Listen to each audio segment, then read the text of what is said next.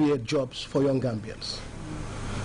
As opposed to releasing graduates into the real world with no outlined plan for the future, the Unique Solution CEO has also partnered with RLG Ghana to set up a Gambian subsidiary to have a first-class mobile and laptop assembly plant manned by Gambians.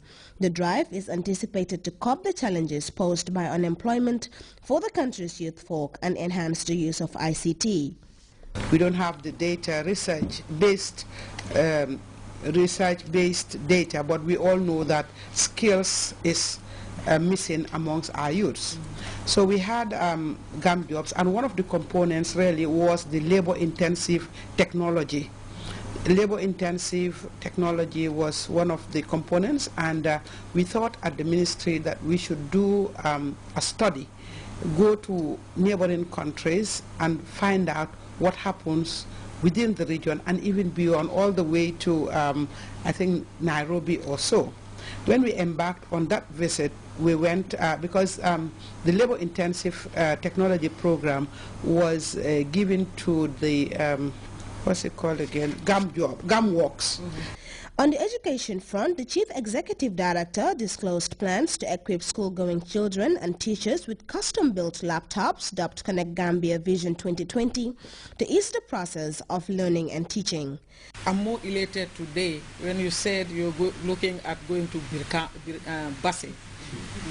Because what we are doing in the sector at the moment to track absenteeism and teachers' attendance is providing mobile phones to head teachers and cluster monitors for them to send texts immediately as it happens, so that we are able to monitor the number of hours that teachers are in contact with their students and then take appropriate action.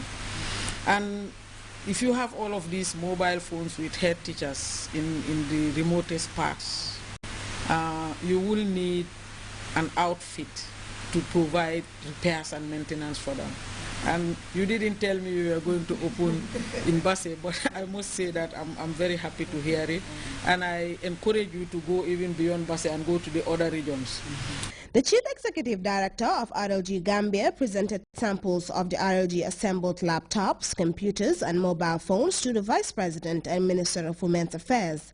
Madam Jai Sedi assured Njai of government support with the multifaceted advantages the project comes with. I want to take this opportunity to thank you, therefore, on behalf of His Excellency the President. Because when you quantify this in monetary terms, it's a lot.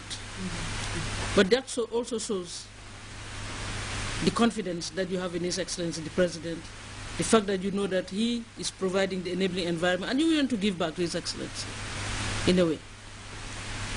But we want to thank you on his behalf, as I said earlier on, not just for what you have given, but for what you have done in the ICT sector, for complementing His Excellency's efforts, for also ensuring the achievement of the objectives of ICT as towards Vision 2020, as said by the Ministry, under the leadership, of course, and guidance of His Excellency the President. We want to thank you for that. Papa Yusuf, we should thank you for complementing the efforts of government through GAM jobs. You've done a lot. Definitely, that's where you started. As a result of GAM jobs, maybe this project came into reality. So we should thank definitely the Minister of Trade as well for the assistance given in this regard. And this is what the President wants to see. If everything goes as planned, this development is expected to benefit a teeming mass of youths who are IT savvy, and the good news is that it will be the first computer and mobile phone assembling plant in the Gambia. For GRTS News, I am Ajami Sise. A grand restoration of Nyome's valid customs that was the buzzing energy of the latest edition of the Warosa Cultural Festival that recently took place in the North Bank settlement of Esso, virtually uniting all communities of Nyome. As Ibrahim Majata reports, 3 days of cultural performances strongly replenished the age-old traditions, banding settlements that were in the past ruled by powerful kings and queens. One encounters on the side of the country directly after Bara, an integral division of communities under what was in earlier times the thriving kingdom of Nyome. Getting to know the eventful tale of this region means understanding the history of Esau. Today, the descendants of what could be Nyomi's earlier settlement can be found all over the Gambia, and SAO continues to retain an antique character juxtaposed in brimful modernity. Way back in the 1800s, it was a bustling town, and historians recall the area as the spot with quarters housing staff and colonial soldiers working at Fort Bullen, the fortress built by the British to resist slavery in 1832. Those were times of reigning kings and queens, ruling over Nyomi's vast territory of diverse cultural groupings and a multiplicity of valued customs. What also a sacred site for Soninke or pagan communities was prominent in that era, and like this gathering attempting to relive an age-old tradition, paying homage in this manner was part of the singular activities in those days long gone. And SAO is definitely on the move, with landmark improvements in roads and electricity grids, boosting lives and livelihoods. Take a walk around this impressive settlement, and you will find an amusing wealth of fascinations, making it virtually impossible to get a feel of Nyomi's unique character, contrasting between local and contemporary. And who knows, you might even stumble upon an overflowing street carnival like this.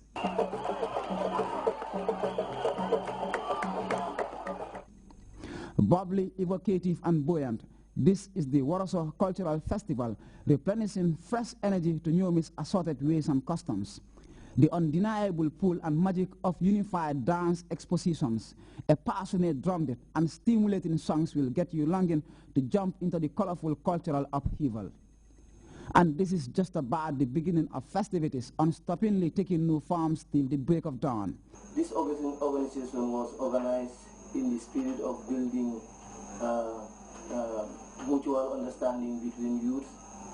This was done in 2004, and then we launched a unified football team. But after seeing that peace was established among the youths, we said let us explore further, and that's the cultural side. So in 2006, we launched the association and trained with our Damkonku brothers in Maribanta, because they had the experience. The Warsaw is a meeting of 9 cultural divisions from dissimilar settlements in Nyomi, family bound by long subsisting ties in traditional beginnings, which claims its roots in SAO. The National Center for Arts and Culture, it's working hand in glove with the Gambia Tourism Board in developing tourism with culture as a global package for tourism. Drum beats accompanying the appearance of crowned heads like old times, the arrival of Opanyomi chief Momodu Chaticham was received with animated drumming enlivened by a flamboyant dance display.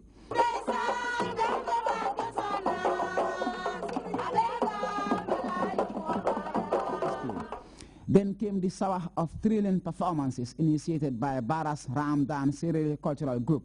This particular exposition recalls the establishment and activities restating the history of the pictorial seaside hamlet, growing into a major commercial hub.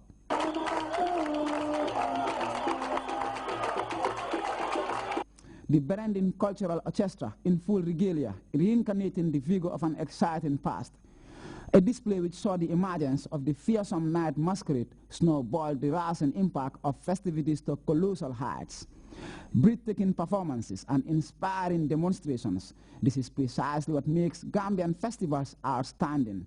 And true to form, the Mari Bantang Society of Dankunku exhibited just why they really unsurpassed in bringing back the glory of what went before.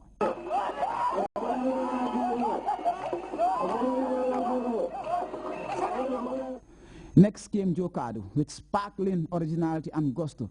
The community presented an incredibly jazzy show, recalling the action-packed life of Nyomi's fiercest hunter and warrior, Hamadado Sekan. A gripping performance by a flamboyant masquerade, but the climax took a fresh dimension. Here the masquerade loses its crown amid the rousing display, and a major cultural upheaval ensues. This is one critical stage in custom demanding immense discretion. Another mask is quickly summoned to lift the fallen headdress amid great buzz around the festival arena. Unlike this, the Warsaw Cultural Festival united the divergent groupings under what was once